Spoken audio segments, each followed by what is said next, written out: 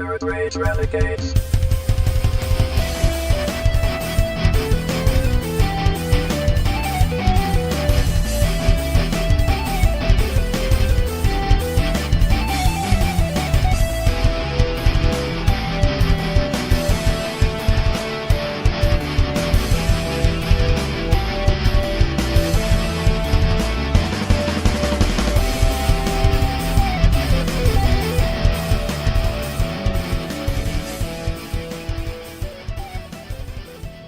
Ladies and gentlemen, it's a wild week. We had turkey. We're fat. We're happy. We're not asleep anymore. And Prince Harry's getting married. Oh, my God. Royal wedding coming next year. Sorry, I'm excited. I'm excited for a royal wedding. I don't know why the British royal weddings are what I love, but they're my guilty pleasure. Chief. We all have our things. Oh, we do. Yeah, Chief likes Sasquatch. How you doing, Chief? Hi, how's it going, man? I'm doing good. And Dolly Leigh, welcome back to the show. How have you been? Thank you. I've been pretty great. Welcome to the Second Timers Club. Thanks. Yes, welcome back. Yes, you have been a busy woman as of late, haven't you? Yeah, I actually have, yeah. So business is good? Business is very good. I've been getting a lot of shoots this year, so it's going well. That is fantastic. And Chief had mentioned something before you came on. We have to go vote for you for something? What's this voting? Oh, yes. I was AVN fan nominated for Most Epic Ass. Oh. That's what it was. Yeah, That's I said, I think we have to go vote for her ass. Right. I'm not sure exactly what it is yet. I'm pretty proud of that. Like, how many people can say they have an award-nominated ass? Like, probably not that many. So where do you go to vote for that? What's the website you go to? It's the AVN fan voting website. It's posted a ton on my Twitter because I've just been boosting the shit out of it. Well, now you go like Jennifer Lopez and you get your ass insured for like a couple $1 million. So if anything happens to it. Oh, okay, that makes sense. She did that? Yeah, she did. It's like she's done that. I think I don't know if you remember, Chief. You remember Mary Hart from Entertainment Tonight? Yes. She had like her legs insured, so if like anything happened to her legs, people can get body parts insured. I've heard of that before. Yeah. Like I think hand models get their hands insured. Hand models. Dr. Strange should have got his hands insured. So you have recently moved. Mm-hmm. You don't have to tell. You don't almost have to tell a year people, now. Almost a year. You don't have to tell people where. No creepers.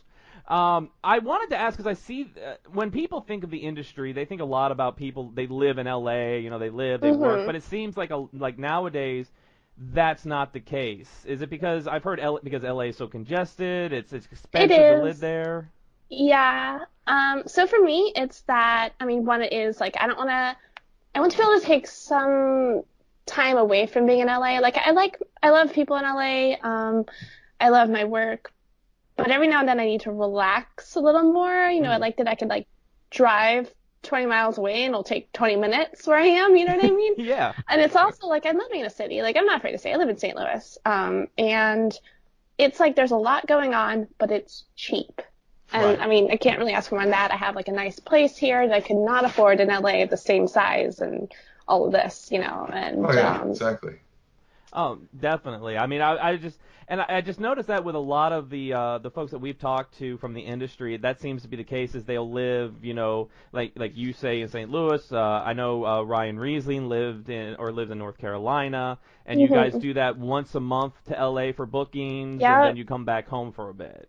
Right. And I've also been thinking that it's probably, like, I feel like when I travel, I'm like, okay, I only have these dates in town. Directors are more likely to be like, oh shit, we got to book her right now versus, well, she's here anytime. We'll book her eventually. Let's snatch her up while she's here. Get her to do our films. That is smart business right there. Mm-hmm. And with the business, we were talking the other day, and I've noticed, Chief and I were actually talking about this the other day as well, about how big virtual reality has gotten in the industry. It seems there's so many more virtual Now, I'm old as dirt.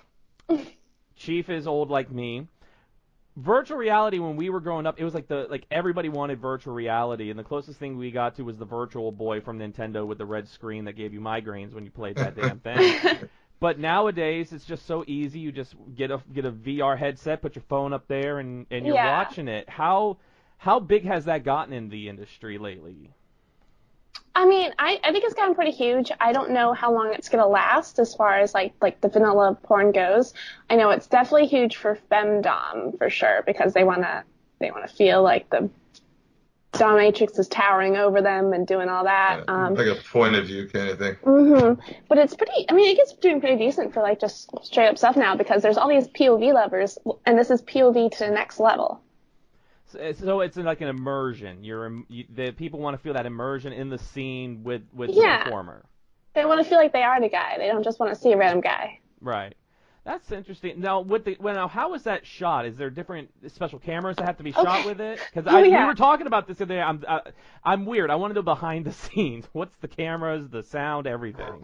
Okay. Sorry. Dogs they use like these two little individual cameras that are like really small, and they have this rig where it's kind of like a metal rig that holds them together like the perfect distance apart, and they place it on a stand over the guy's face so it doesn't move around at all, because if there's a lot of motion from the camera, people are going to get sick.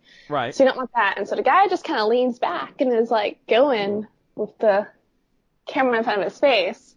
Or I'll just sit there when it's like cowgirl and all that, and then I'll have to do all the work bouncing on it and everything like that.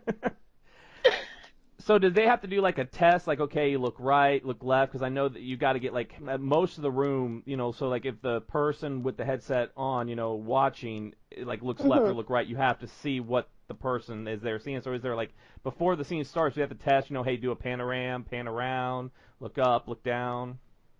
I haven't seen them do that. I think they've just kind of like perfected their method at this point. Okay. Yeah, I think we talked about it before, but it seems like the adult industry is always the breakthrough, like with technology, like right. It's always first. They always do adult movies with it first. It always comes out. Why do you think that porn is like on the cusp of technology like that? Is it just because it's such a visual medium? They're always looking what's next in the visual industry. It could be that. It could also be that people get bored quickly, and so we're always trying to like push for the next thing to hold their attention and keep the sales coming and all of that. And if there's like, some sort of new technology involved, it's more likely to pick up sales again. And also, I mean, just like everybody watches it, so. And if don't say you don't, people. Don't say you don't. You're lying. If you say you haven't seen it, you're lying. Yeah. Exactly. That's really, and that is because it seemed like the adult industry was some of the first to have, high definition videos, and then the VR, 4K. Everybody's they're like 4K. Always right on the edge of technology. It's crazy. And you never hear about the industry getting credit for that either. You never hear it's like the dark secret people. And it's like, no, it's like this industry breaks through technology like crazy. Yeah, but nobody wants to talk about it.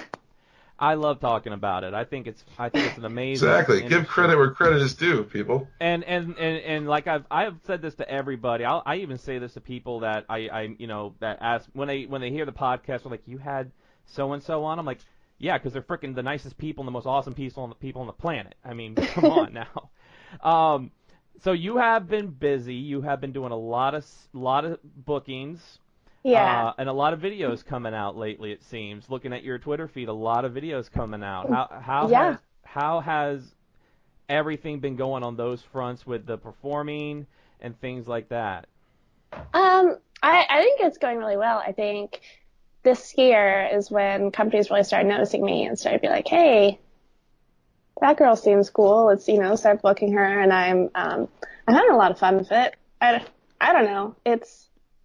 It's cool being successful. It's something you enjoy, so.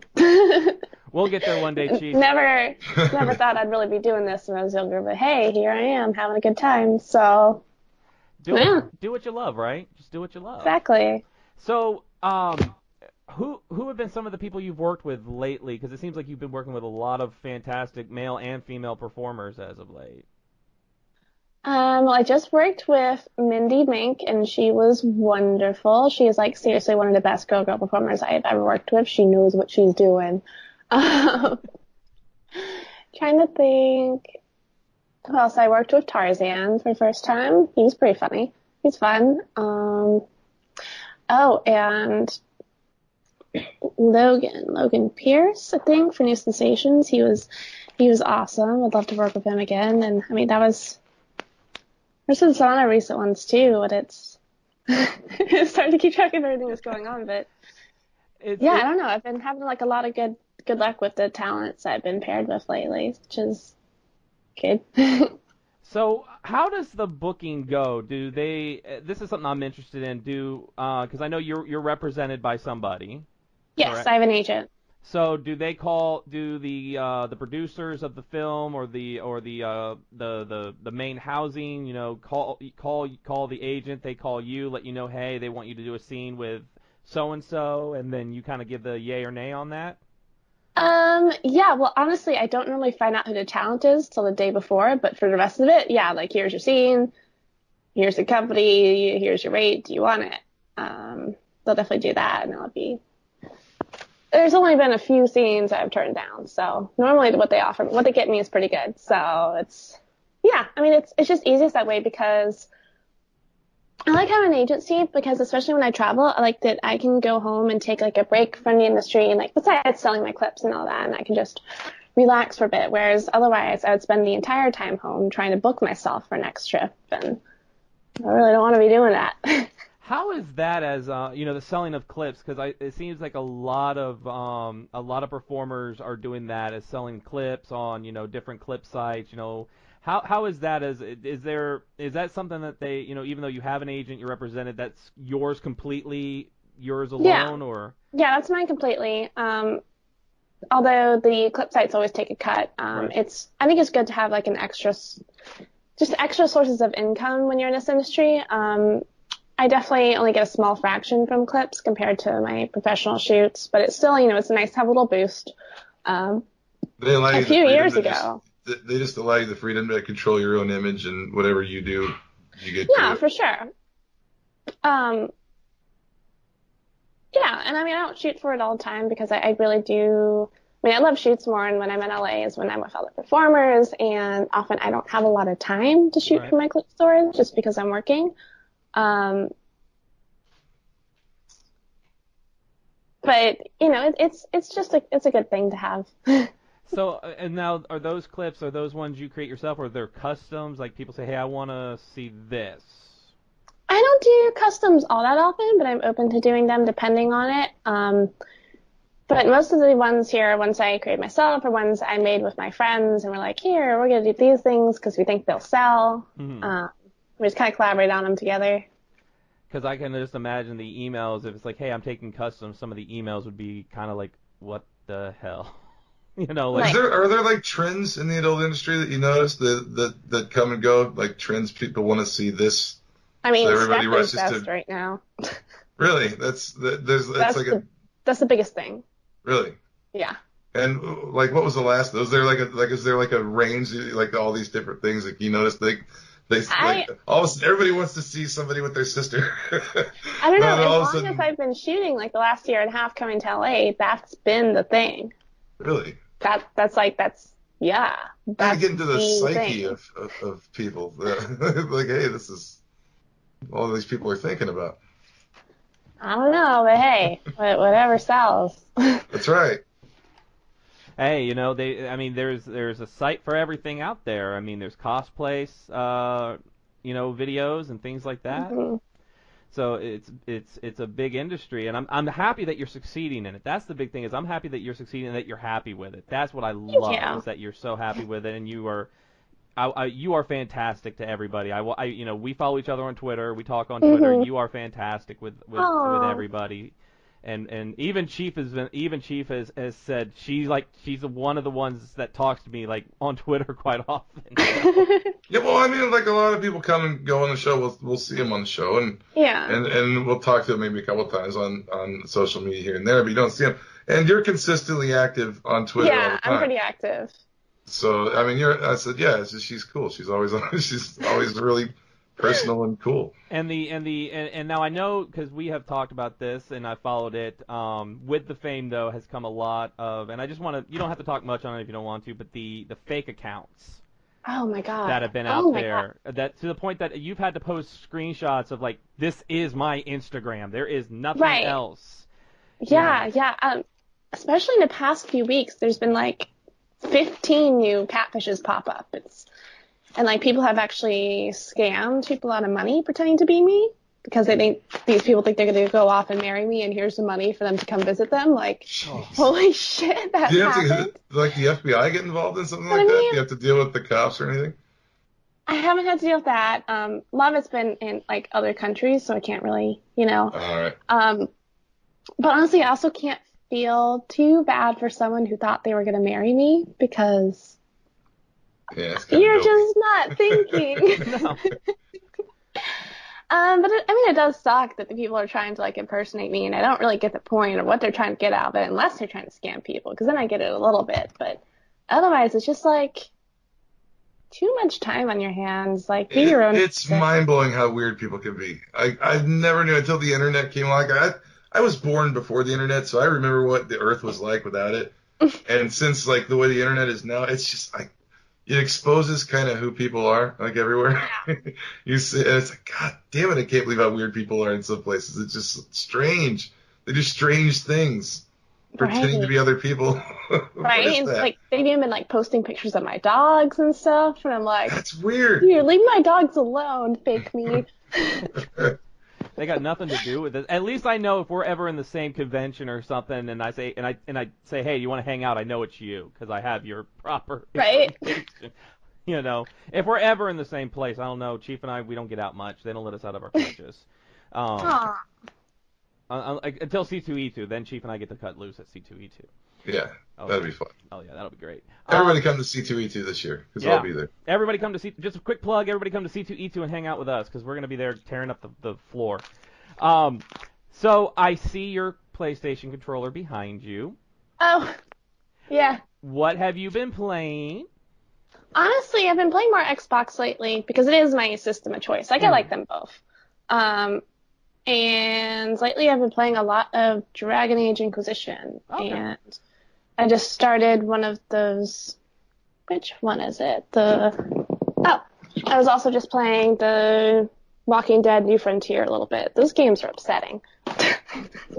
Is that one of the Telltale games, or is yeah. It's all the parts are compiled on that one. Yeah. The one that okay, that's the one they released in pieces or whatever.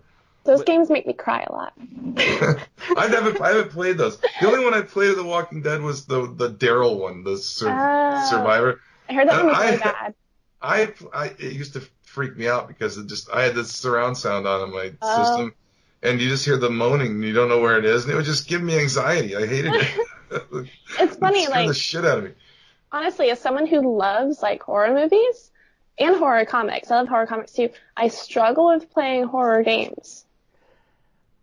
It's just, I don't know, a little too much. Have you played Until Dawn? I have not. So, have you heard about that one? Because I haven't picked it up, but I've been thinking about it. I'm sure I have, I just don't remember much. It's a bunch of teenagers in a cabin in the winter on a mountaintop. Oh, yeah. And it's kind of like you're watching a movie, but your action, it's kind of like picking an adventure. It's kind of a decision-making game. I think the problem is I watched Mike Matei play the whole game, so I kind of know what buttons to press. So it's kind of ruined. Yeah, that's not fun. That's one reason I don't like watching gameplay stuff if I haven't played the game myself. I'll watch it after I've played it, but I like the storyline happening to me, not to someone else. Yeah. Right. Exactly. Well, that's why I like Resident Evil 7. I was a huge fan of Resident Evil 7. I thought that was just great, and we got downloadable content coming, Chief, in like a week. Yeah. So that's awesome. That was a good one. That was a different. It was like Resident Evil, but it was a little bit different, and it was more like really survival rather than getting loaded up with weapons and killing everything. You had to really figure out how to live because they didn't give you any weapons for like the first part of it. You just had to run from stuff. It's kind of like Texas Chainsaw Massacre in a way. They took a lot of elements from Texas Chainsaw Massacre with like the backwoods family, and you're caught by them, and you gotta like get away from them.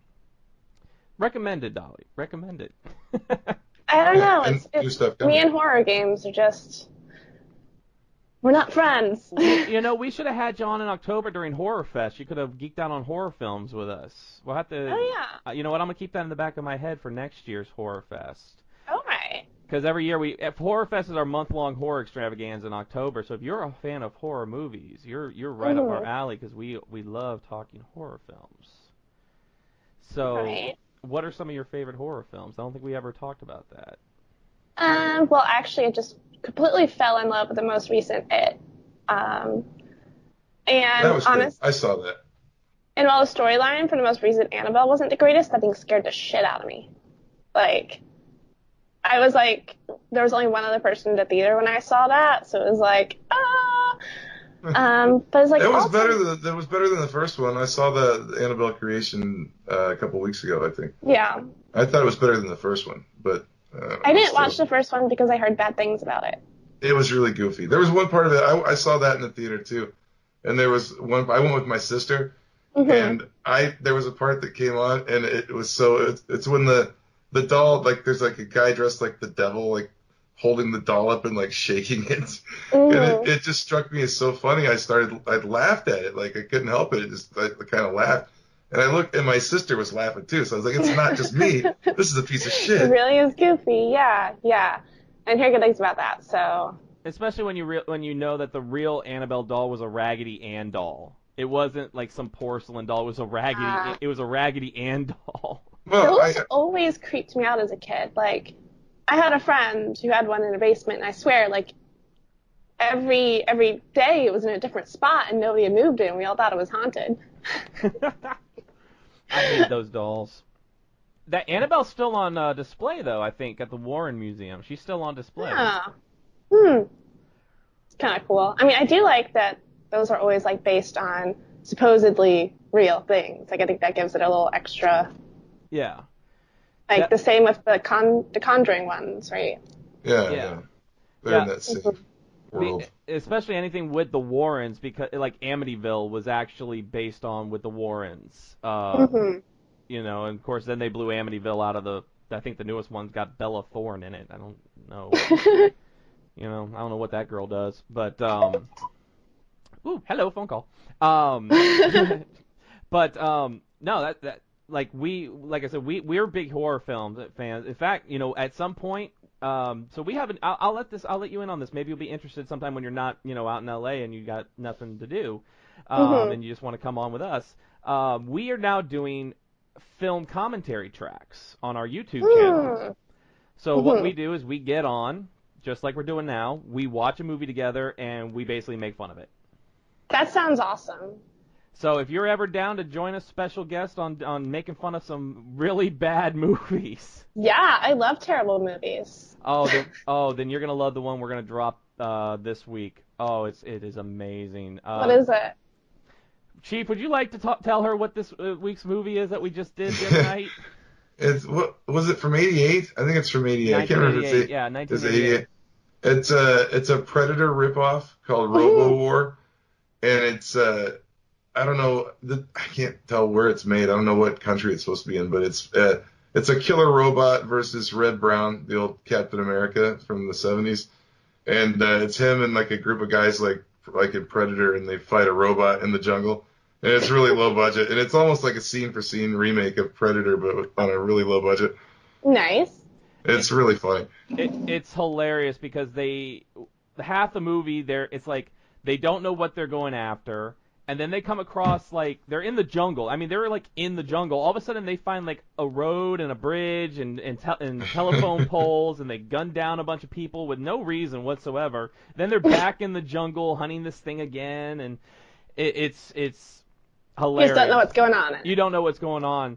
So we've done that one. We've done one called Psychotronic Man. All right. Which is... A guy realizes he has psychotronic powers, but the movie never explains why he has them, how he got them, or anything like that. He just has them. He just has them. We've done... Well, I just thought that one was funny because they shot the entire thing in Chicago, which is like, I'm right here by Chicago, and I kind of know like everywhere they are going in the movie. So it was really funny, and the guy just has like the thickest Chicago accent you ever heard. And I thought it was just funny just for that reason. But it's funny because he has psychotronic powers too. But and then we've done Gargoyles from 1979. Nice. And The Legend of Bigfoot, which is an old documentary by the great Ivan Marks, a man who another man who scammed people out of a lot of money. Yeah. So we watch these movies, we make fun of them, and then we put them on YouTube. We give people the links to where they can watch the movies. They sync it up with us on the track, and you just watch the movie and listen to us rip the movie a new one. So you are invited whenever you want to come on. I think we've got we're gonna do Bullet to the Head with Sylvester Stallone. Mm-hmm. We're gonna do the Bad Jaws movies. Yes. So if you want to come on for some bad shark related movies, we're gonna do those 3 and 4. Yeah. I love the terrible Jaws special effects. They're my favorite. We'll bring you on for. The number 3 is the best. We'll bring you on for Jaws 3D. How about that one? Okay. When we'll probably be in the next couple of weeks, maybe before Christmas. I don't know. We'll sync everything up between our schedules and yours. But yeah, we'd love to have you on there just to make fun of a movie, and we just, like I said, we get on there, we watch it together, and we make fun of it. Sounds like a good time. We're trying to please. We're trying to please. So on your Twitter, you said that you love horror comics. Mm-hmm. So are we talking modern day horror comics? Are we talking maybe some old Marvel horror books? I'm mostly just an indie comic girl, so right. I like the modern ones. I really like Scott Snyder's Witches. That's probably my favorite one. A good friend of ours, actually, Scott Snyder. He's a friend of ours. Really? Yeah. Oh, that's awesome. Oh, I think he's great. Witches is fantastic, and they've been doing a thing. I think in if you get whenever you go to your shop, in the magazine previews, they Image usually has like an insert, and he's had like a couple like new witches stories in these inserts in the previews magazines. And I heard it's starting up again, like full scale. So I'm really excited about that. I also really like the Nailbiter series. I'm only partway through it, but I was reading that at the beginning. I fell off of it, but the first couple arcs were really intriguing to me. Yeah. I'm enjoying it. I also really like Outcast. Trying to think what other ones. My comic shop is over there. I could go look. Yeah, those are probably the ones I like the most. There was like another one by Scott Snyder I really liked too, and it was just Was it The Wake? Oh, I like that one as well, but no, it was was Severed him? Or was that someone else? Did Scott do Severed? Let me check. I can't remember. I could be getting that totally wrong, but I liked Severed a lot. I read Severed too. I can't remember. Like, should I text? Hey, Scott, did you do Severed? Yes, he did Severed. Yes. Okay, yeah, I like that one too. I think Scott is one of my favorites at horror. So he's a very, if you ever get to meet Scott, like I said, he's a friend of ours. He's an amazing guy. He's very nice to everybody that he meets. He is just generally a nice guy, and we owe Scott a lot, so we can never talk too much good stuff about Scott because we owe him a lot. Yeah. He got us DC access. Oh yeah. Oh nice. Oh yeah. In fact, I know you said you're indie. He's writing a really fantastic event at DC right now. Yeah. Called Metal, and it is amazing. It's the darkest. It involves the heroes in the Justice League and everything, but it's really dark and it's really more horror. It's like a horror arc in the Justice League, and it's really good. Well, I'll have to check it out. I love everything horror, so. Basically, he's written it to where there's the dark multiverse, and there's a different Batman on each dark multiverse, but they're kind of like dark, twisted images of the Justice League, but they're all Batman. So one is like the dark, twisted Batman who's also the Flash, and there's one who's Aqua. Oh, it's brilliant. And then there's one called the Batman Who Laughs. And the Joker? That that one is like the darkest one that they wrote so far. That one, he does something so dark. I mean, it's insane. But yeah, it's really, really. Scott's writing it like it's a true horror. But no, it's really dark. And I saw did you put on that you were reading? Was it Saga or were you reading? I'm trying to remember what you had on the other day, and I put on to you to read East of West. I haven't read Saga in a long time because like I don't know, I kind of lost interest in it. One of my favorite sci-fi ones is Lazarus. That's what we were talking about by Greg Rucka. Yes, I like Greg Rucka a lot too, and I actually do like his Wonder Woman, like particularly not the current run of it, but there was a previous run of his that I really liked. But another sci-fi which is probably like one of my absolute favorite comics is, I don't know if you've read it, Arcadia? No. I didn't read it. No. So, I'm familiar with that one. So this one is basically, there was a plague that wiped out most of humanity, or brought it to like the brink of extinction, and people were like barely alive. And so they basically uploaded their consciousness to these servers. Mm-hmm. So it's kind of what's going on with that. It's kind of the people left who aren't in the servers, and it's... I read it like almost a year ago. Is it kind of a Matrix-y in a way, a little bit? A little bit, yeah. Okay. It's just really fascinating, and they're fighting, to keep all the servers running and all that. So it's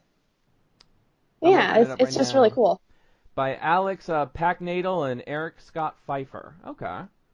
The one we were talking about last time, Spin, is Black Monday Murders. It's pretty good by Jonathan Hickman. Yes, by Hickman. That's it's kind of horror-ish and deals with the occult and like the stock market. It's really good. It's crazy. It's pretty deep about it's like the history of like finance and but tied to like demonic cults and like another dimension, and it's really crazy. I'll write that down. What's the name of it again? Black Monday Murders. Okay. By Jonathan Hickman. Yeah, he also wrote East of West, which is also a good book. East of West is amazing. So East of West is another like dystopian future type environment, and there's different factions. So like one is kind of like cybernetic Old West. There's another that's like I think it's run by, I think her name was Mao, and it's kind of like China. Mm-hmm. Then there's like the cybernetic Native American faction, and the other part of the story is that there's the four horsemen of the apocalypse. So there's Death, who is literally a pale rider. He's completely white, pale rider. Then you have the other horsemen, famine, plague, trying to kill him, and he's trying to find something in this world. I mean, it's really intricate, but it's so good and interesting, and it's sci-fi and it's bloody. So okay, sounds cool. And it's Hickman. Hickman's awesome. Anything with Hickman, like he wrote until he stopped writing it. His book God is Dead was really, really good. It was basically all the gods we've ever known, the Greek gods, the Asgardian gods, the Aztec gods. They're all real, and they're all battling. They're all killing each other. All right. I'm trying to think because with sci-fi, I'm trying to think. There's Black Science. Now I haven't read that one. I'm reading that one right now. Actually, okay. I just finished the first volume of that. I hear that one's pretty good. It's just with our stacks of books, there's so many. We have I have the first few of those. I haven't read them yet though. Yeah, that's one of those ones that I saw it and I was like, I'm gonna grab that because it looks like it's probably good, and then I just never got to it because I've got too many hero books to read all the time. Have you ever heard of Rocket Girl? I heard the name. I don't really know anything about it. So it's by Amy Reeder, and what it is, in the future, cops are like teenagers. Something happened that that like teenagers are kind of like the norm. They're like the ruling society. So this cop, she ends up going back in time to the 1980s. To for different circumstances. So it's this futuristic girl cop trying to live in the 1980s. So it's pretty. It was the first couple issues were really interesting, but it's one of those where they came out with a few issues and then it kind of like went. It's kind of the way Image did things, where it went away for a little bit before the new issue came out. That seems to be the Image way, so to speak. Yeah, they like to take a lot of breaks. Not Walking Dead though. We get Walking Dead every month. No, he's cranking that up. But I think they give a lot of people a lot of chances, though. Like I said, I think they're one of the only ones. It's like a somewhat easy submission process to try to audition for them, I guess. But because I guess it's hard as hell to get into DC or Marvel. I'm sure. They take a lot of chances, and I guess sometimes it backfires and they lose money. But sometimes they discover a Walking Dead that they can sell out like easily. Like that. How far into Lazarus are you? Are you reading the trades right now, or single issues? I was reading single issues for a while because I had pulls for it at my old store. I think I was on to like issue like the early 20s issues, and now I need to catch up. Yeah, like I said, I was reading that one and then I fell off of it. I might get back on it since you're reading it. We can discuss it. Yeah. Because I did enjoy it. I think Greg Roca's a fantastic writer. Oh, absolutely. Absolutely. He's one of my favorites. He actually did a signing at my old comic store in Berkeley, and that was cool. So I got to meet him and get some stuff signed. So, this is a weird question. When you're doing your bookings and things like that, do any of the other girls who are into comics, do you guys get together, share comics, stories? Hey, what are you reading? I don't really know many other girls into comics, so I haven't. It was just a question, Yeah. I know we've got Olive. Olive. She's gonna kill me that I can't. That her last name. Olive Glass coming on here in a few weeks, and she's a big comic girl from what we've been told. That's cool. So I just love talking comics with you and video games. That's like, I love when you travel, do you look for a new comic store? When you get to a new town, you're like, I have to find out where the comic store is here and go there. I mean, I basically just go between St. Louis and LA. I haven't really gone to many comic shops in LA. I should probably try more because I like to work out a lot, but I hate cardio, and the only thing that keeps me on a cardio machine is if I'm reading a comic while I'm on it. So I have to always get comics in order for me to put effort into that. So I probably should get some more. And comics for healthy lifestyle. Oh, yeah. Right. I can give you. I know you. It hasn't worked for me, but it could work. It works for Dolly. It can work for you. It can work for you. Well, if you're I'm gonna get on this kick for just a few minutes with cardio. You say you don't like cardio, but you got to do it.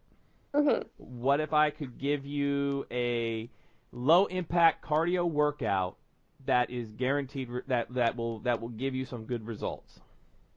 I mean, sure. Have you ever heard of Chief's laughing because he knows what I'm going to say? Because I have lost 40 pounds using this. I have lost 40 pounds using this in the last year. Damn. Have you ever heard of DDP yoga? Uh-uh. All right, so DDP yoga was created by former professional wrestler Diamond Dallas Page. Mm-hmm. And basically he created it because years ago when he was wrestling, his back got jacked up in the ring. You should probably say you don't get paid by Diamond Dallas Page. No, I am not. Anyway. I am not endorsed. I do not get paid by Diamond Dallas Page. Okay. So his wife at the time was like, "Well, you should try yoga." Well, he's like, "I'm a man. I don't do yoga. I don't do yoga. I don't do a lotus position."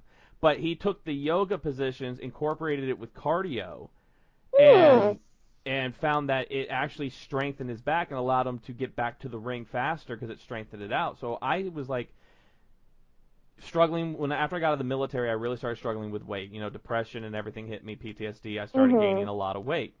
Yeah. So finally I was like, I can't do this anymore. I'm killing myself. I am literally at that point where I'm going to die. Wow. I weighed over 300 pounds. So I was like, I need something, and I'm like, I know Diamond Dallas Page.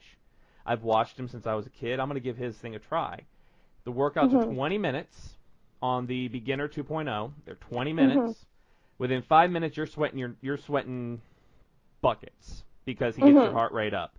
But there's different things. But they're not like miserable. No, no, I can do them. And the thing, because I was doing like these those like that HIIT training, the high intensity interval thing for a while, and I just hated it so much that I had to stop. Oh no! And the great thing with his is he actually gives you like with the positions. If you can't fully get in the position, he gives you modifications on how to do it. He's like, if you need to go down to your knee, go to your knee. If you need to bring your leg up, do it this way. He's like, as long as you're burning. Ooh, food. Ooh. Hold on. What do we got? They're like these little pizza poppers. Oh, pizza rolls. Oh yeah, my son had some of those earlier. But it's low impact but high cardio. So you get your heart rate up, you're burning fat, you're building muscle the whole time. He's got one that is literally it's 15 minutes and it kicks your ass. Within 2 minutes it kicks your ass. It's called Red Hot Core and it strengthens your core. Kicks your ass. But 6 months I've lost 40 pounds using this. Just that, eating right, give a little protein shake there, afterwards. Right. Yeah, that sounds awesome. I'd love to check that out. I'll shoot it to you on a DM. Like I said, I am not endorsed by DDP, but it is. It really does work, and for someone and plus you can do it at home. You don't have to go to the gym. Don't have to pay any gym memberships. You don't have to have some woman yell at you because you're wearing shorts instead of Oh my God, you saw that? I saw that tweet. Somebody yell at you for not wearing the right yoga attire? Well, she like made fun of me for it, and I'm like, okay, I'm wearing shorts that are like they're yoga shorts. They're made for the gym. Leave me alone. Like I'm just here to work out. I don't go mess up in anybody else's business when I'm at the gym, so stay out of mine. So, what is your favorite Rick and Morty episode? Nope. You can eat first. You can swallow. I'm so sorry. I'm so sorry that I'm eating. No, just eat. Do your thing. You're fine. We would eat. I've actually only seen like a handful of Rick and Morty episodes. I like them all. I just And I brought that Where up do you watch that? Well, I brought that up because I thought that was the DVD behind you. I thought that in your case. Oh. I thought that was Rick and Morty. There's no DVD behind me. Or the books up there on the shelf. Oh, those are books, aren't they? Those are Munchkin, and then there's like a collector's edition of Halo. Oh, and yeah, I love Munchkin. Oh my God, you're a Munchkin player. I've got Wizard of Oz Munchkin. Have you played Wizard of Oz Munchkin? I haven't played that one. Oh, that one is fun. It's all the Wizard of Oz characters, and you can get like the Tin Man's hat of whatever. I love Munchkin. Oh my God. I'm a huge Munchkin fan. Chief, have you ever? Did we ever play Munchkin, Chief? You bought it for me, but I've never played it with you. I've never played it. It takes like 4 people. Yeah, you have to have at least 4 people. There's only 2 of us. I feel like 5 or 6 is the optimum because you want to make all these alliances, and in order to have these different alliances and backstab people, I think like 5 or 6 is a good number. Oh, that's I do have the first. Spin bought me the first one, like the first set, like the basic one. And I have that, but I've never played it because there's only 2 of us. So I gotta find like 4 other people. I love that because my wife and I, whenever we do get together with people that we know, which isn't very often, we like, let's play Munchkin, and then me and my wife will just backstab everybody, but help each other out until like the very end, and then we start backstabbing each other because it's like, no, you're not gonna win. I want to win. Only one person can win. Actually, I'm a HeroClix player. I play HeroClix. I feel like there's a way where I've tied with someone before, but I don't think it's very common at all. I love it because there's so many augmentee packs you can get. There's so many. Like I had to get the Guild pack, which was that show with Felicia Day. I had to get that one. I think they have Nightmare Before Christmas Munchkin. I think. So I need to get that.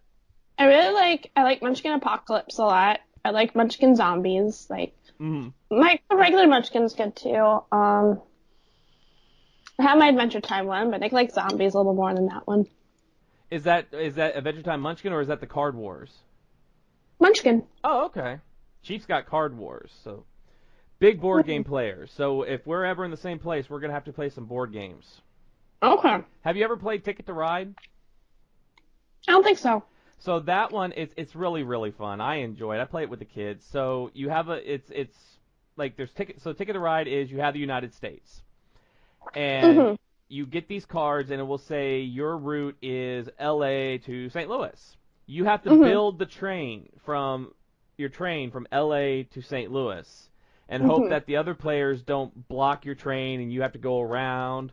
And then you get different colored cards, which will allow you to like trade in for things. But it's real fun because it's like you have a time limit. Can I get from here to there? You know, it's a lot of fun. I used to watch that show Tabletop with Will Wheaton, and that's where I got a lot of love for a lot of different board games. My daughter's been hounding me. She got Horseopoly, and she wants me to play Horseopoly. It's Monopoly, but you buy horses instead of property. How cute. I know the comic shop, like, I could walk to a comic shop, but it's just, like, it's really small and mostly only has, like, Marvel DC stuff, which is why I'm not there a lot. Right. I do think they have, like, board game nights that I should maybe check out at some point. I don't know. Worth a shot. It's worth a shot. I mean, that's what we love to do. Chief and I, we love doing that. We've been trying to figure out how to play. My shop here at Top Cut, they have, like, big Magic tournaments and stuff, and they have a D&D night, too, I'm pretty sure. But they have all kinds of tournaments there for a lot of card games, mostly. But they do some board game stuff. But yeah. So I tried D&D, and I think my issue was that I got really into creating my character. I thought that was fun, and then I just was not with very good people. I think they were just, I don't know, not fun. Not a good dungeon master and things like that. Yeah. You know what? Not to slam D&D players, but I'll tell you what. There's a fraction of those guys that are real assholes about it. And yeah, I know what you're saying. They're like really elitist about it and real dicks about playing it, and I don't like that. If I was playing it, like I've got like I think about the 5th edition or whatever, I've got the entire D&D everything, but I could only play that game with cool people that I already know or somebody that I know is not going to be a fucking asshole and just be such a dick about it. But yeah, I know what you're saying. There's guys into that are real pricks. Yeah, and the other issue is that you have to have like a real commitment to it to get through the games. You have to have regular meets, and when you're traveling, I don't really have time to do that. I know there's like the people play it through. I played it online actually, like through trying to get a site. But it has it all set up for you. I know what you're talking about. I know what you're talking about, yeah. I wanted to do that live on the show one time, on the podcast. I wanted to get I wanted to get other podcasts to come on against us and play D&D with us on the other podcast and do like a crossover thing, but hasn't happened yet. We haven't figured out a way to do it yet. But yeah, maybe we'll look into using that site and do it that way. Yeah. But I don't know, can you get multiplayer on it? Are you just playing against a computer or what? No, it's multiplayer. Everybody's there. There's like voice chat and everything. Oh, that would be cool. And you could like draw your maps on there, so you could have like a visual map. Oh, that's awesome. Yeah, so that'd be cool to do. That is fantastic. We've been trying to do that for so long. Like, what board game could we do on the show? Who do we want to come on and play the board game? You know, because we're always trying to do these interactive things on the show, you know, with our Renegade Masterpiece Theater that we do. Just try to bring something fun on there, which is another thing I'm gonna try to pull you in on one day. Is Renegade Masterpiece Theater? You can come on and read some erotic adult fan fiction with us. Oh my god. Yeah, well, we do we read erotic adult fan fiction in this little place. We kind of break it up and read it in parts. I don't know, like, I mean, I'm not trying to judge anyone, but I just cannot take written erotica seriously. It's pretty fun when we do it. It's fun when it's like Gonzo and Camilla. Yeah, we get like the Muppets ones, and it's just ridiculous. And Muppets? They have Muppets ones. They have all kinds. Wow. We just went. It gets pretty dark. Yeah, we did the 4th one just a few months ago with Adam. We bring on our friend Adam Lash. He's a comedian in New York. And he comes. We can't do it without him. He has Jessica to come Ryan did it with this one. Though. Yeah, Jessica Ryan did it with this one. So she read. What was the one that we read? The Rudolph one. Yeah, that my god, that was she's amazing. We would not. I was like, we should just let her read the whole thing because she's just amazing. Because she's an actress, I guess, so she is aware of like. But she blew us all away with her reading of the fan fiction. It was. It was funny. So what else has been going on with you with being so busy? You got your bookings. You're nominated for AVN. What all else has been going on with you? That's just been awesome and totally cool. Because I'm on your Twitter right now, FYI. So yeah. I can pull so much stuff up. Oh wait, no, that's my profile picture of me and Andy Gibb.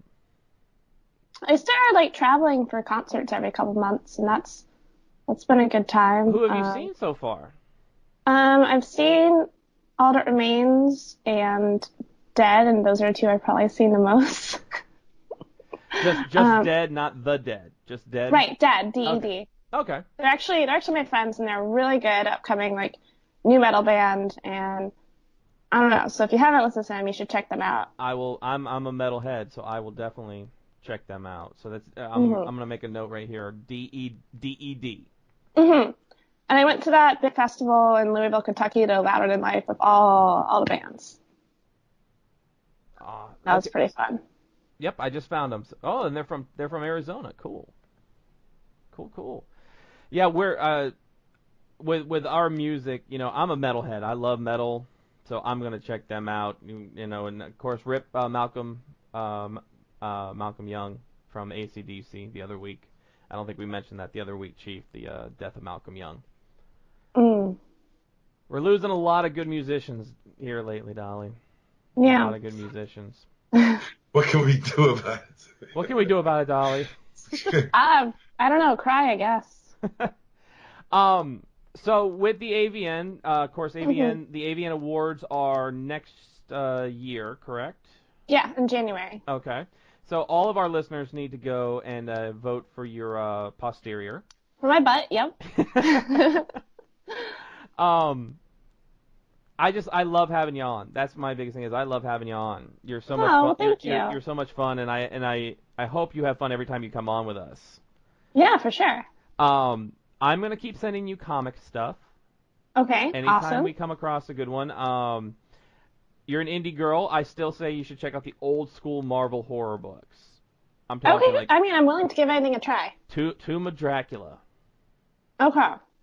Where this is. They didn't have too much to do with the wider Marvel universe, though. They were mainly just horror stories. Yeah, they were self-contained. That Marvel just they were just they were published. Yeah, they were in that universe, but I mean, they had Blade in them and stuff. But they weren't connected to all the heroes and all that, really. Yeah, it's kind of its own thing. That's where I normally lose interest. Is just the superhero thing doesn't appeal to me as much as sci-fi, horror, all of that.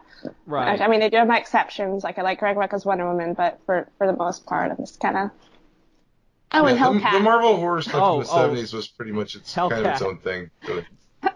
So the most recent ones. Patsy Walker, I think it's so cute.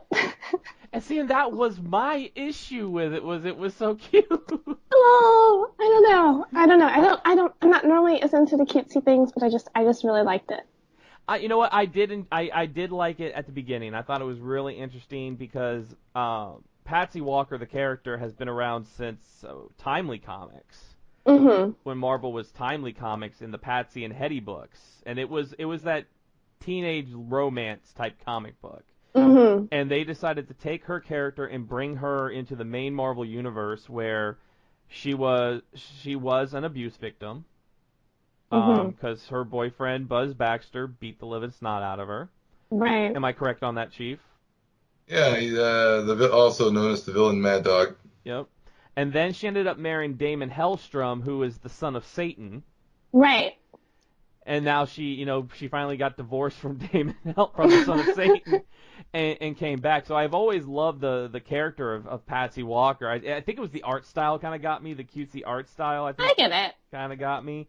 I did like that Howard the Duck showed up a couple times. I'm a huge Duck fan. So, but I'll Tomb of Dracula I recommend. Werewolf by Night. They did a lot of the classic monsters, the Living Mummy, those classic horror monsters, and Man-Thing. Right, you'll have to message them to me because I have shitty memory. I'm going to. You'll love Man-Thing. Everybody loves Man-Thing. Even giant-sized Man-Thing, Chief. We love giant-sized Man-Thing. They had stuff like Vampire Tales magazine and Zombie magazine. Those were all good too that Marvel put out.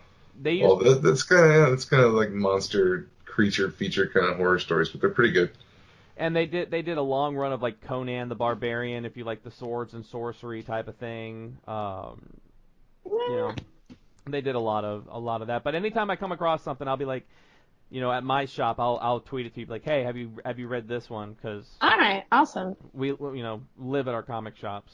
Did you read Colder by Dark Horse? Dark Horse put that out. It was a series called Colder. It was like a mini series, and then I think they continued it. I don't think I have. I mean, I've definitely heard of it. From like a horror comic. Okay. There's like a 6-issue miniseries that started it, I think, and then like I think there's another. It's either already out or they were going to put out like another part to it. But I've only read the first part, but it was pretty good as far as a horror story goes. I'll have to check it out. Definitely that, and like I said, anytime we find something, we're going to tweet it to you because. Awesome. We love having someone who wants to come back on and talk comics with us. And now I don't get all the good recommendations I used to because, I mean, the people at this comic shop here are okay, but when I lived in Berkeley, like, they were on it. Every time I came in, they're like, here's this, here's this, here's this, and there was, like, seriously only 2 comics I didn't love that they gave me, so. With this shop, like, if you went in there and said, hey, I want you to order me this one, this one, this one, and this one, would they do that for you? Yeah, they can totally do that. It's just they're not as great at having things already in stock and not as great at recommending. Going back and reading the back issues type stuff, yeah. Yeah, that's why I kind of regret it. My shop was a privately, like a family-owned kind of shop, and then they got bought by a franchise, but it's a franchise that's only got like 7 or 8 stores, like around Illinois. So it's actually they're really on top of having everything, and it's a pretty big store. So fortunately for me. And it's only like a mile away. So, that's not bad. Unfortunately for me, it's I think that the fact that it's a chain has kind of helped it, kind of kept it more current and kept it in stock of things and the new stuff. Yeah, that makes sense. That's what I liked about the Berkeley stores. I don't think it was a chain, but it was just massive. So wall to wall comics. Yeah, just huge. And do you ever get out to any comic conventions to try to pick things up? I've never been. I mean, I'd like to go, but I just haven't. April 6th through the 8th, Chicago, Illinois, C2E2. Well, it's only like a 5-hour drive from me. You can come hang with us because we're gonna be there. We're gonna be there doing. Reminds me. I'll remind you. I'll send it to you. April 6th through the 8th. We're actually gonna be doing live podcasting on the con floor.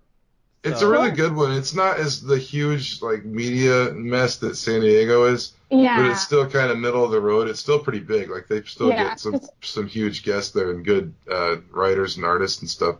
I think that the turnoff I've had like for the conventions is that I'm really bad at standing in lines. So if he could like going to meet all the big names and all that, but. And if he's been there the last couple of years, Scott is usually at C2E2. Oh, awesome! So, I would like to meet him. It kind of depends what time of day. For writing really great comics, because So if you want to, so I'll send that to you if you really, and we'll introduce you to Scott because. If he's there, he's always cool. I went back. I met him the second year. I ran into Scott was it 2016? The second Capullo was there too, so it was him and Greg Capullo, and because I knew Scott. I got to stand there and hang out for like 10 extra minutes while everybody else, the line was going by. And I just got to stand there and hang out with Scott Snyder and Capullo and talk and just bullshit with those guys. Nice. It was fun. And I don't think, if he hadn't been on the show and we didn't know him, I don't think I would have been able to do that. So right. So Scott Snyder's been on your cool. show? Oh, yeah. Way back episode 30 and 31, he did a 2-parter with us because we did it on a Friday night and he was like, I'll look at the time and see how long we've been going because, I have to edit things. I want to know how things. I'm like, well, we've already been going for like an hour and a half. He's like, well, I got nothing to do tonight, so if you want to keep going, I'm like, all right. So we ended up doing a 3-hour-long recording session. With Holy Scott, shit! And I ended up having to cut it into 2 episodes. Yeah. But I still got This is the. He got us exhibitor passes for C2E2, and he signed our passes for us too.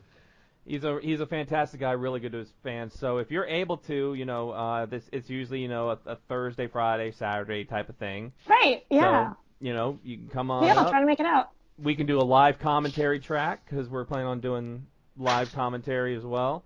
Yeah, the passes are pretty reasonable too. They're never it's not like San Diego prices. I don't think. Yeah, how much are they? Was it around $60? I think. Yeah, $60 for all the days. Yeah, for it's like 60 for 3 days. That's not bad at all. Yeah, and I mean it's literally you go in there, you have at least when I was there, and I think Chief, you said it was like that the second time you went. The comics are all situated in one area. Yeah, it was pretty much the same setup. They've got all the comic dealers are all right in the front when you get the first few rows when you get in are all gold, silver age comics and newer comics, whatever. All the comic retailers and stores are all in one big area, so you don't have to walk around looking for it. Mm-hmm. And then of course there are the video game vendors. So there's video game vendors with classic games. Then you've got your anime vendors, like Funimation's there, Crunchyroll I think goes there sometimes. You've got your artist alley, of course. You've got your big all media the publishers have all the big publishers, Image, DC, Marvel, they all have their own booths and stuff there. Yeah. Then your big celebrities, like this year, Dave Bautista is going to be there from Guardians of the Galaxy. Stan Lee has been there. CM Punk, of course, he usually shows up because he's from Chicago. You will stand for certain people there's lines. I mean, I stood in line for 4 hours for Stan Lee, but that's Stan Lee. Damn. And he disappeared on me. I was with it was me, him, and his wife, and he disappeared on us, and we didn't know where the hell he went. And we found him in line for Stan Lee, and I was like, "You son of a bitch! You didn't wait for me."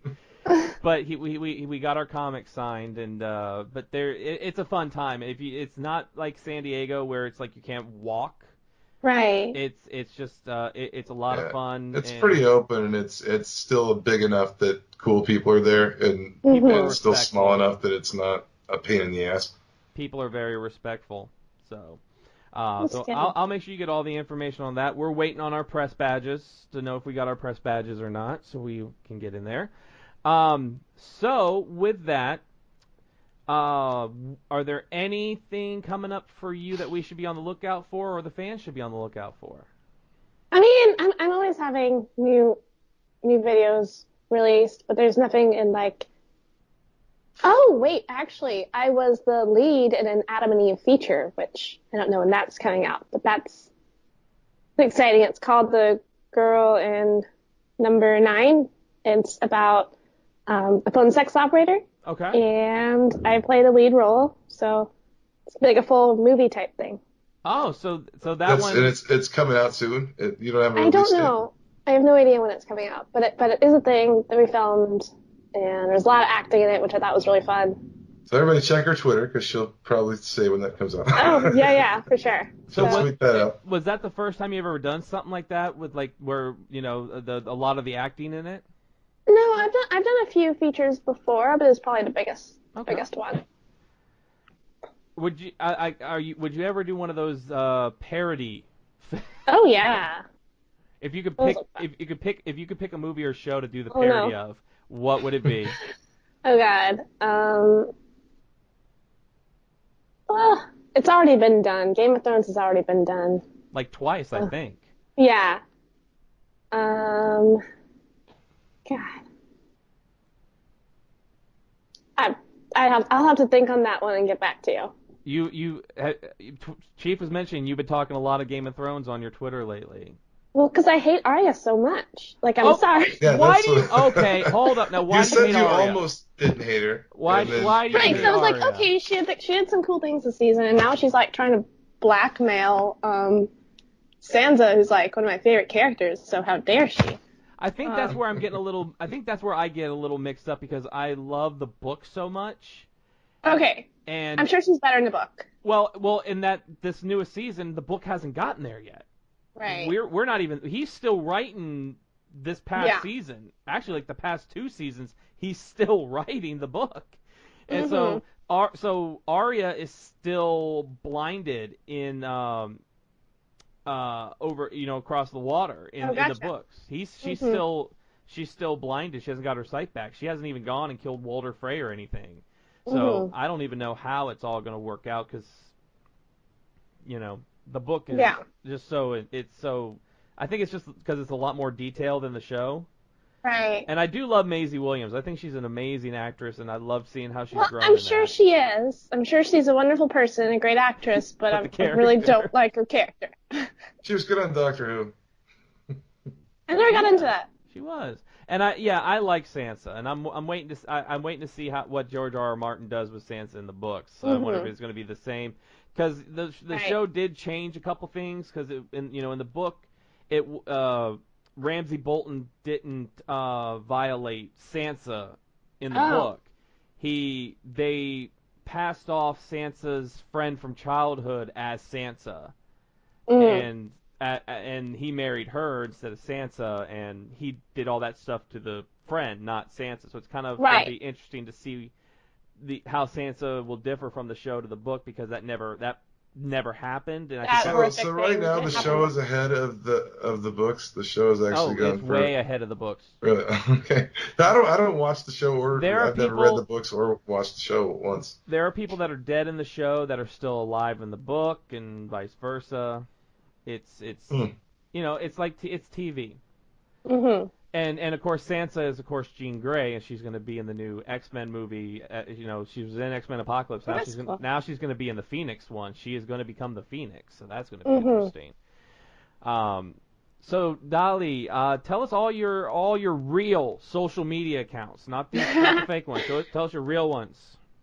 So I basically am just on Twitter and Instagram these days, and Twitter is Miss Dolly Leigh, which is MISSDOLLYLEIGH, because everybody spells the last part wrong. And then Instagram is just Dolly Leigh.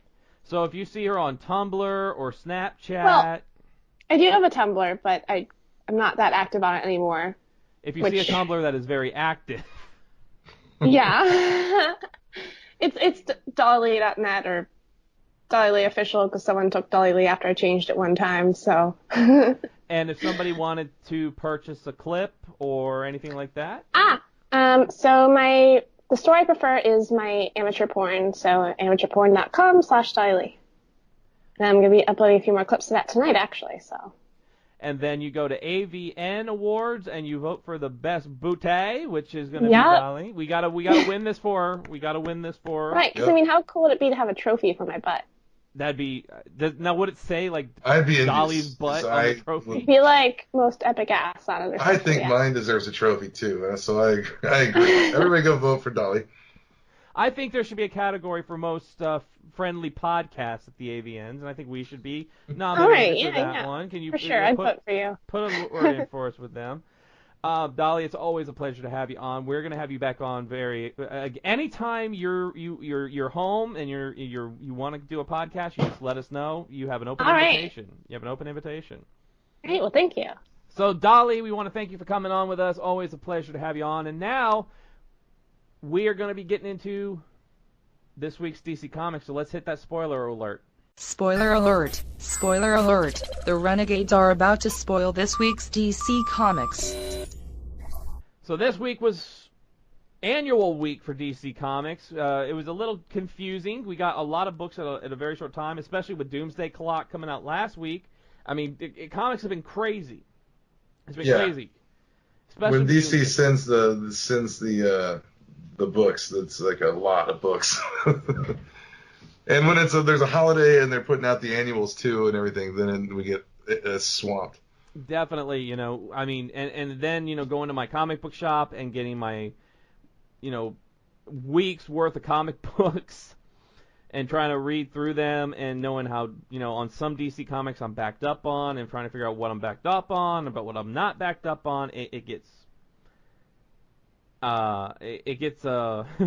very interesting at times. Well, really, the one that I thought that I could talk about the most was probably the Batman annual, which was pretty interesting because it was like, to me, it was like Tom King gave us the end of his Batman in this annual, because it's a future set story with Catwoman and Batman are married, and like an old couple that live at Wayne Manor or whatever. And it kind of goes through Bruce. He dies of, I'm guessing, like a cancer or something. He gets a sickness. He gets diagnosed with something, and it goes to the end where Bruce dies at the end, and Catwoman's just left, and she takes the Batmobile out. But it's kind of cool because it's kind of like Tom King gave us what happens to his Batman in the end, and the end of this, like, the far future. See, and that's kind of like a lot of these, like Aquaman annual comes out this week as well, and I'm skimming through it right now, and it's like, it looks like there's the future. They're in the future for a bit, so kind of like that Batman story where it's like this is the future of Bruce and Catwoman. This is the future of Aquaman and Mera. And what's really funny is they're at Crown Spire, which is this floating city for Atlantis, and Superman, Wonder Woman, and Hal Jordan show up to honor their respects to Mera and Aquaman. And it's funny because Superman is like all he's got are like the Reed Richards gray patches on the side of his hair. Wonder Woman looks exactly the same, but then you got Hal Jordan, and he looks like Old Man Logan. Like he's even wearing like a bomber jacket with the fur around the collar. And they're presenting their son to the Justice League. So annuals are always interesting because when annuals come out, sometimes they may be in continuity with what's currently going on in the books, or they're out of continuity solo stories. Right. Well, this Batman one has like kind of how, like the first time Selina breaks into Wayne Manor, and there's a part in it where she's breaking in, and like she keeps breaking in night after night into Wayne Manor, and she's telling Bruce it's to make him better. Like she's doing it for his sake to make him better, and he's trying to catch her every night. And she leaves him a mouse when she breaks in. Like she left him a mouse in the seat of the Batmobile, and it kind of it shows them getting together and like talking about how they first met, and he talks about how he remembers that they met on the. I think he says they met on a boat, and she says they met in the street, and they disagree on how they met. And he's like, "Look, I'm the greatest detective I remember. How I met you." Well, this Aquaman story is interesting. So they're presenting their son to Diana and Kal-El, and then these fights break out. All of a sudden, Batman shows up. Because Merc and other Atlanteans had broken out of prison and are attacking. Well, then Batman shows up and is like, "All this isn't real. This is all an illusion. You don't have a son." And they're like, "Yes, we have a son." He's like, "No, you're living a lie. You have no freaking son." And it turns out Aquaman and Mera were like entranced in like this dream state together, thinking they had a son. And Batman's the voice of reason. Of course, because Batman is the voice of reason. Of course. I was wrong. I remember this wrong. At the end of this annual, Catwoman goes down to the Batmobile, and in the Batmobile is a kitten with a note that says, "I love you too, Cat, from the first kiss to the last." And there's a kitten, a black kitten, in the seat of the Batmobile. So evidently, before Bruce died, he had somebody leave her a cat, or he's not dead and has faked his death as an old man, and is now the Dark Knight Returns somewhere. Now, what you also get this week, you get Hal Jordan and the Green Lantern Corps number 33 this week. You get Super Sons annual. Yeah. You get Injustice 2. Justice League of America annual. Green Arrow annual. So this is annual week. So we're getting a week off of any events. to get these annuals out. Now, yeah, I have to catch up on a little bit with. I got a couple of Justice League tie-ins to Metal I haven't read yet, so I'll get a couple of those in my stack. And a lot of stuff going on with DC with Doomsday Clock, Metal, the annuals, tons and tons of stuff. I've got a lot to catch up on. I got I've got some Justice League Metal tie-ins I got to catch up on. I got to catch up on Hellblazer. I've got to catch up on Titans. So I got to get those caught up on. So a lot of good comic book reading to be done. Chief saw my stack that I showed him that I bought yesterday, and it was a pretty substantial stack. Yeah, it's pretty big. Oh, but to divert to Marvel for 1 second, I wanted to say what a world of difference the Punisher number 17, the Cloonan, to the Legacy number 218 Punisher War Machine. What a world of difference. And who's writing the new? Who took over? Who's the new creative team on that? Rosenberg, Villanova, and Louridge. Yes, Louridge. It is a huge difference between the two books. I mean, it's night and day. Yeah, man, just story-wise, because I think I said last episode that they've kind of Cloonan kind of took the Punisher from taking down like Maggia crime bosses and gun runners and terrorists to taking down street level crime type stuff, and this number 17 was kind of I think it calls back to Edmondson's a little bit with this guy Face, or maybe it's when Cloonan started. It might have been her first story. This guy Face is now OD'd on this super soldier drug thing and has become this like skull monster guy, and Frank has to take him down. And I don't know, just the writing is not that great. I don't like it, and I'm really glad that this 218, this Legacy thing has come about. I'm really looking forward to the rest of the story. It looks awesome. They started drawing the Punisher to look like Bernthal, which I thought was pretty cool in a way. I liked at the end of that book, and yes, we're diverting to Marvel for a little bit. At the end of that book, the Rosenberg has a page-long letter to the fans of Punisher about how long he's been a Punisher fan, why he loves the Punisher, why he's took on the Punisher. That as a kid he had a Punisher poster in his room that his mother hated, and that he saved up for a full year to buy the first appearance of the Punisher so he could have that. And he goes into saying he's from New York. He understands New York. Frank Castle was that nightmare in New York that mothers would tell their children about to make them go to bed and be good.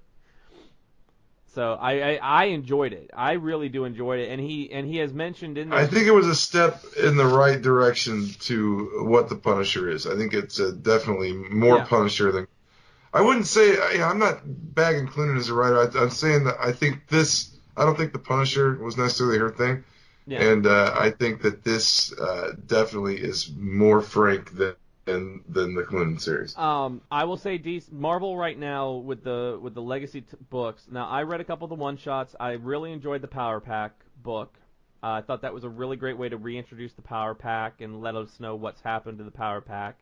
And the Power Pack has aged in real time, Chief. They're actually no longer just like little kids. They've actually aged, so that was nice. See, that's kind of cool that they're carrying that over, because when Hickman was doing like Future Foundation and stuff, he had kind of advanced them to where like Jack had grown up more, and like Alex, they were more grown up. Yeah. The Shang-Chi one shot by CM Punk, it was kind of weird. It wasn't what I expected for a Shang-Chi book. With Shang-Chi investigating missing animals from a zoo, and the villain wanting to put Shang-Chi's brain in an octopus so he would have a master of kung fu octopus.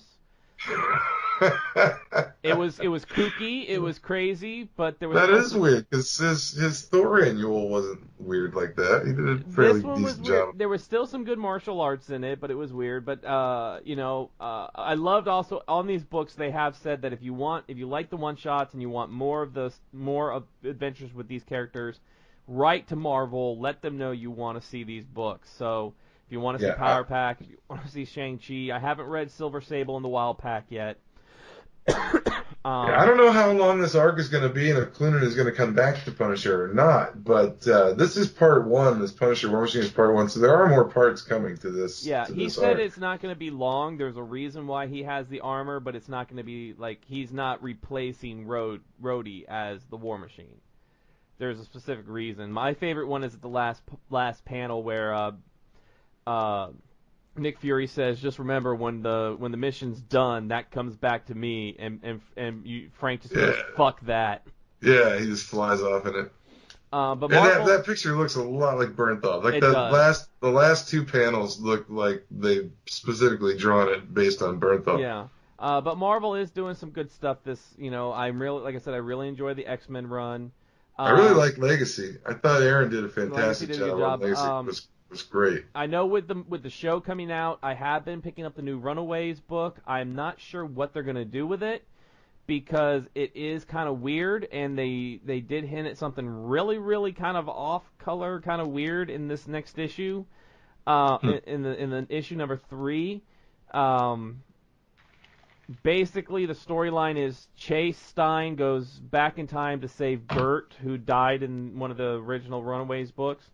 To save her from dying, and he brings her right before she dies. He brings her to the future, and or the present, and they heal her, and she's alive, but she's still like her teenage self, where the rest of the Runaways are now young adults. And she's kind of, they mentioned there, she's like, my Chase, my boyfriend was the same age as me yesterday, and now I'm still like 14, 15 years old, and you're like 20 something. It's it's kind of weird. So, but I'm gonna stick with it for a little bit. I want to see where this goes. I do dig the artwork on it, but nothing right now is topping the X-Men on that. I think the X-Men are just kicking all sorts of ass on the Mojo World arc was fantastic. I love them because it was Mojo. It was X-Men versus Mojo. You had them all there.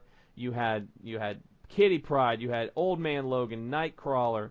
They even had Longshot. They had Longshot. Is it going to change all that up when the Jean Grey book comes out? When the Jean Grey, the Red comes out? We know Nightcrawler will be going to X-Men Red. That's the only thing I know right now. There'll still be X-Men Blue and X-Men Gold. Are they doing writing change-ups? Is anything going to change? I don't know. Is Bunn still going to write the one From title? what I know, Bunn will still be doing Blue, and Guggenheim will still be doing Gold. And then we don't know what they're going to do now that we know that Logan is back. Yeah, that's something I gotta put on. There's some books I gotta to start getting again. And because I want to see that Logan with the Infinity Stone, where that's going. And apparently, a question was answered for me in Cable, because Cable's arc right now is called the Newer Mutants, where he's putting together a team, and on the cover was X-23, but it's not all new Wolverine X-23. It's like old school X-23. Well, apparently this story takes place like 10 years ago. And with Cable, it makes sense, because Cable's a time traveler. He can go from any time. But he has brought his team. He's got an X-23. He's got Longshot. He's got Shatterstar, an original member of X-Force, Shatterstar.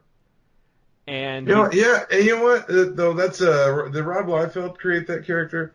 I think he did. I think he did create. I think it's a Liefeld one. Yeah. There was a Shatterstar before that Shatterstar, like way back in Marvel, and it's in I can't remember what. I think it might be in an Avengers book, and it says its first appearance of Shatterstar. Well, I had posted that book and first appearance of Shatterstar, not even thinking of the later Liefeld character, and somebody's like, "Whoa, is that like an early version of Shatterstar?" Like, no, I don't think it has anything to do with that character, but because I don't know, I have no idea. There was. If there's any connection to the old Shatterstar or not. The original Shatterstar was a Kree super soldier, and he first appeared in Inhumans #3 in 1976. Created by Doug Munch and George Perez. So, and then the newest, the Shatterstar we all know, was first appeared in New Mutants Volume 1, number 99. He was created by Fabian Nicieza and Rob Liefeld. So the one you had was the Kree Shatterstar from 1976. So there is a former Marvel, like they just don't use him anymore, or he's deceased or something. But something like that, yeah. There was an early Shatterstar that has nothing to do with the Rob Liefeld Shatterstar. Yeah. He hasn't. It doesn't seem like he's been used much. So I'm liking those books. So we want to thank Dolly once again for coming. We got a little bit of comic book talk in. Now, next week, everybody come back, because next week is our first show of December. Christmas time. Christmas time is coming. I'm queuing up the Christmas music for next week. What are we doing the catalogs? Are we doing that next week, or are we going to wait till closer to the holiday? Well, we know in 2 weeks we've got Olive Glass coming on. So why not next week? Wish books. Everybody, wish books next week. Let's do it next week. We're doing holiday wish books, everybody. We are going to give you the link on Twitter. You can follow along with us. We are going to talk some holiday wish books. Oh, it is so much fun, and the Christmas music is starting. I can hear it. So while you're doing that, make sure you go check out our YouTube channel for all the commentary tracks that we got. We'll be posting probably not on Tuesday. If you're listening to this Wednesday, I'm probably going to take a few days to get Robo Wars ready for you. We're going to put out Robo Wars this week. So make sure you check that one out.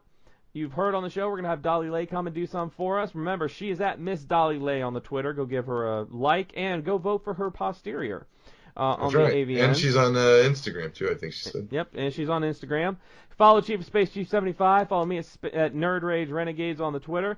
Facebook.com/NRR Truth Radio. Crystal will tell you all the RSS feeds you can find us on. The Nerd Rage Renegades are on the air every Wednesday on Podbean, Stitcher, Player FM, iTunes, Google Play, and every Thursday on GamingRebellion.com, Filling the Void Podcast Network, and now iHeartRadio.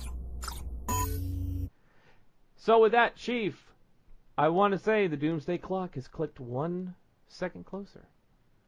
It has. And Good night, Dr. Manhattan is Superman. He is. Good night, everybody.